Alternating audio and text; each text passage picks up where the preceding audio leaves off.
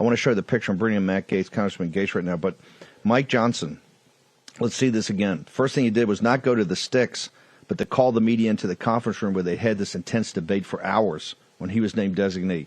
He bowed his head in prayer with the entire conference in back of him. Bowed his head in prayer to Almighty God. Matt Gaetz, it was epic, historic, unprecedented. Walk us through it. The chapter of this that was dispositive, the crescendo, begins as Tom Emmer is withdrawing from the race yesterday. I told Emmer on Sunday he was not going to get there. He was going to move like a hot knife through butter through about the first 80% of the conference, but that there was going to be a series of votes that were never going to be there for him. He wanted to run through it, and I said, Tom, here's the deal.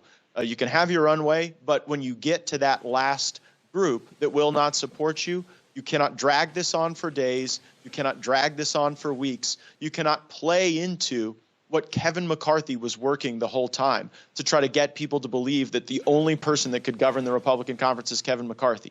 So Emmer agrees that he's going to have his shot, but that it's going to be quick. So we get that through the gestation system early yesterday.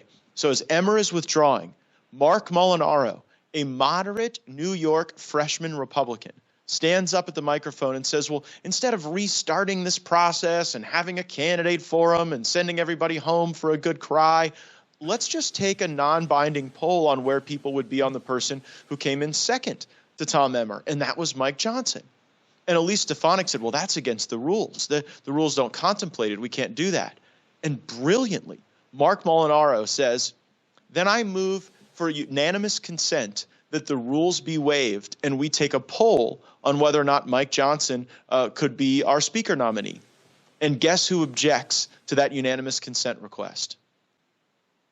Kevin McCarthy. Who was that? Kevin McCarthy stands up and erupts and says, I object to doing a roll call on Mike Johnson. And Mike Johnson was exasperated. All the times Johnson had voted for McCarthy, had carried his water, maybe even voted for some bills he didn't like because he was working toward the Republican conference's stated objectives under McCarthy. And here was the thing. It showed everyone that it was actually McCarthy who was working to knife Scalise. It was actually McCarthy who was working to knife Jim Jordan. It was McCarthy working to knife everyone, and he hadn't yet figured out a way to knife Mike Johnson. And so he was worried that there was going to be this great unifying moment, and he scuttled the unifying moment. So because of McCarthy's objection, we had to have this 3-hour delay. And, candidates announce again, have another forum. And guess what happens during that delay, Steve? Patrick McHenry runs to the House floor, opens it up out of recess, and then adjourns till noon today. Now, why did he do that? Because they were setting up a play to block Mike Johnson with write-in votes in the intra-conference process for Kevin McCarthy. They were promising people hearings on their favorite legislation, passage of bills. I heard people promised, oh, maybe you'll get a chairmanship. And the play was for McCarthy to return as speaker and then Jim Jordan to be the deputy speaker in some sort of like Dwight Schrute assistant to the regional manager posture. And that would have been debasing to Jordan, someone I like a great deal, and it would have been empowering to McCarthy. So Garrett Graves and all these people are working to try to effectuate this return of McCarthy. And they're telling us there are going to be 100 votes for McCarthy on the write-in. You know how many there were? 33 on the first write-in. So they flame out terribly. Mike Johnson's gaining momentum. Ultimately, McCarthy gets 43 to vote for him on a secret ballot, but Mike Johnson gets a majority, and then he says, you know what I want? I want a roll call vote, so that those 43 would have to announce themselves as being for a candidate who wasn't even running instead of a unifying force like Mike Johnson.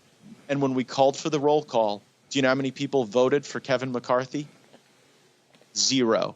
He went from zero. So he went from promising 100 votes to delivering 43 to 0 willing to vote for him. And everyone in the room knew at that moment that I wasn't the force for chaos. I wasn't causing disunity. That for the last 3 weeks, the reason the House of Representatives has been paralyzed is because for his own selfish gain, Kevin McCarthy was sabotaging the candidacy of anyone else because he was plotting a return. And we stopped it.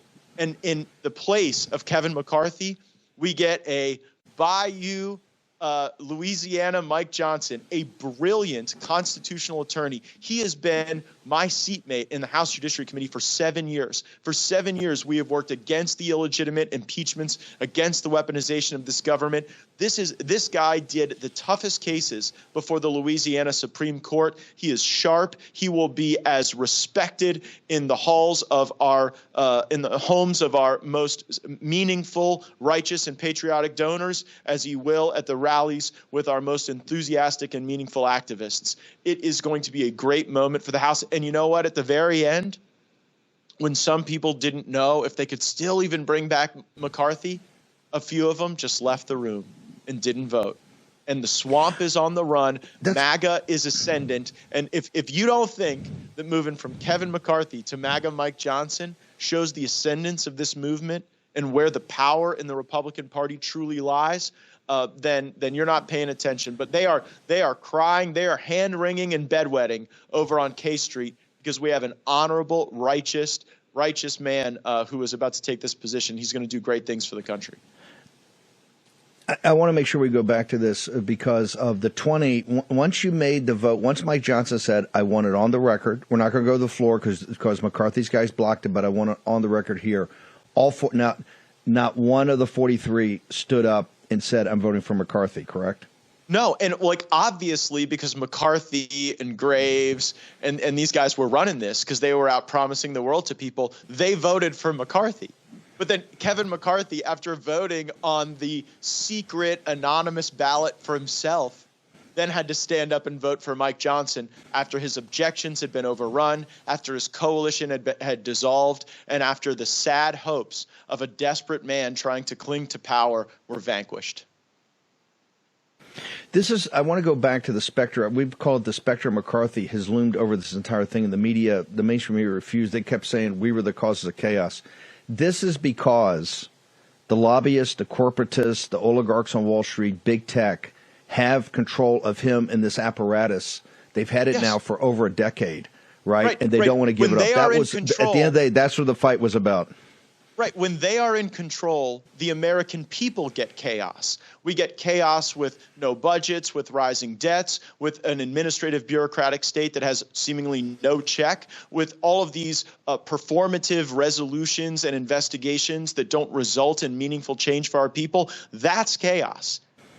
I have tried to bring order out of that chaos.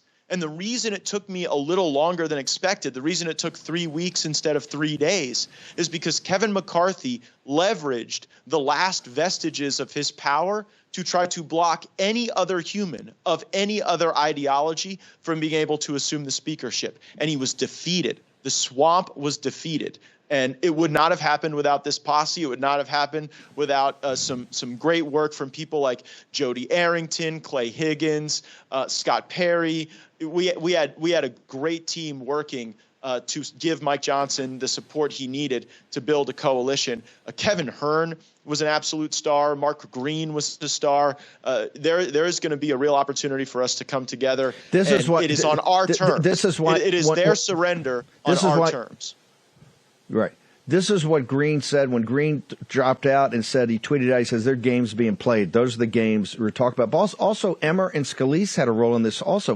This was really a unifying moment for the entire conference. Didn't they have a role in this also?